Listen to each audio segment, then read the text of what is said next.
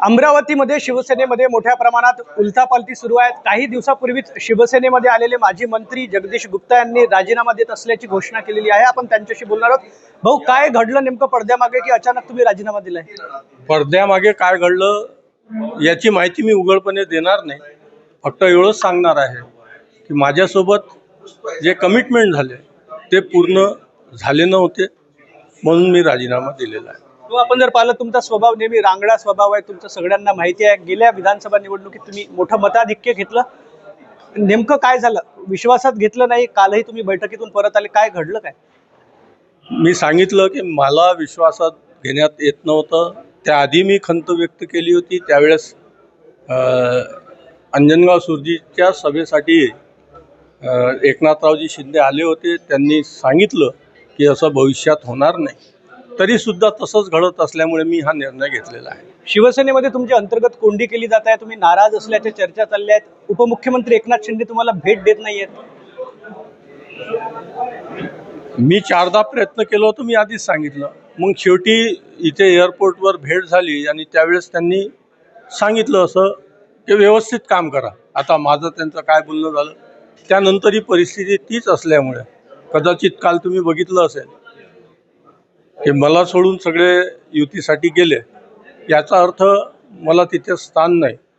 अमरावतीचं माझं असं मत आहे की अमरावतीच्या राजकारणामध्ये, अमरावती महानगरपालिकेमध्ये पहिली निवडणूक झाली 1992, 97, त्यानंतर 2002, 2007 या 4 महानगरपालिकेमध्ये मी ताकदीनं सर्व प्रभागामध्ये, वार्डांमध्ये मी निवडणूक लढविली होती। आणि मला असं वाटत होतं की या अनुभवाचा फायदा संघटनेला झाला पाहिजे, संघटनेला व्हावं आणि संघटनेचा जो विचार आहे सामान्य लोकांपर्यंत पोचला पाहिजे, हा विषय माझ्या डोक्यात होतं। परंतु तो विषय पूर्ण होत नसल्यामुळे मी हा निर्णय घेतला आहे। तुम्ही शिवसेनेमध्ये आल्यानंतर पश्चिम विदर्भाचं संघटक तुम्हाला करण्यात आलेलं होतं। महापालिका क्षेत्रामध्ये तुमचं मोठं ताकद आहे, हे सगळ्या गोष्टी लक्षात घेता अमरावतीचं राजकारण तुमच्या हातात देऊ असं काही कमिटमेंट किंवा काय झालं होतं?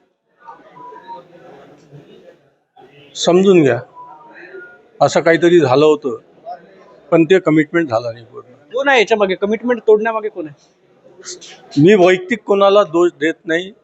संघटनेमध्ये सामूहिक निर्णय होत असतात।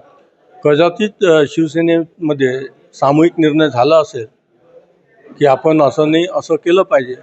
त्यामुळे ते संघटनेचा विषय राहते, व्यक्तीचा विषय राहते असं माझं मत नाही। त्यामुळे संघटनेचा विचार, संघटनेचं कार्य हे संघटनेचे लोक ठरवतील। मला नाही पटलं।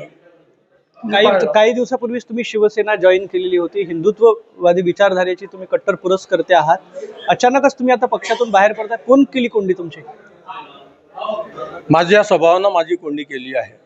मी नेत्यांसमोर मुजरा करत नसल्यामुळे कदाचित माझी कोंडी झाली असेल। मी प्रवेशच यासाठी घेतलं होतं की एक हिंदुत्ववादी पक्ष आहे, माझ्यासोबत अनेक कार्यकर्ते, त्यांना प्लॅटफॉर्म हवं होतं।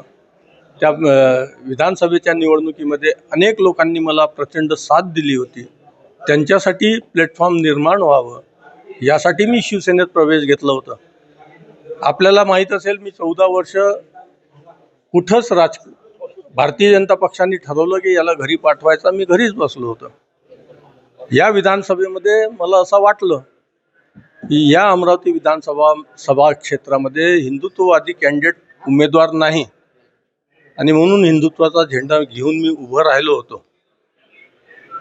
जर भारतीय जनता पक्षाने एखादा हिंदुत्ववादी उमेदवार उभं केलं असतं तर मी निश्चितपणानं त्याच्या पाठीशी राहिलो असतो। परंतु ती भूमिका मला आवडली नाही आणि म्हणून मी 14 वर्षानंतर विधानसभेच्या निवडणुकीमध्ये उतरलो आणि लोकांनी भरपूर प्रेम, आशीर्वाद मला दिला होता। आज उमेदवारी अर्ज दाखल करण्याचा शेवटचा दिवस आहे। तुमचे उमेदवार राहतील, पॅनल राहील की कसं राहील, कोणासोबत जाणार आहात? मी आधी सांगितल्याप्रमाणे जो कार्यकर्ता सक्षम राहील, जो विचाराला घेऊन काम करणारा कार्यकर्ता राहील, ज्यांनी विधानसभेमध्ये कोणतीही अपेक्षा न ठेवता पूर्ण ताकदीनिशी मला समर्थन दिलं, ज्या लोकांनी मला डोक्यावर ठेवलं, त्या लोकांना डोक्यावर ठेवण्याची जबाबदारी आता माझी राहणार आहे। ती जबाबदारी पूर्ण करण्याचा मी प्रयत्न करेल। किती जागा लढवणार आहात, कोणाकडून लढवणार आहात, कसं लढणार आहात? मी आधी सांगितल्याप्रमाणे अपक्ष लढण्यासाठी मोठा जिगरा पाहिजे. जो जिगरबाज कार्यकर्ता समोर येईल तर आम्ही सुद्धा त्याच्यासाठी आमचा पूर्ण जिगर लावू, एवढंच सांगू इच्छितो.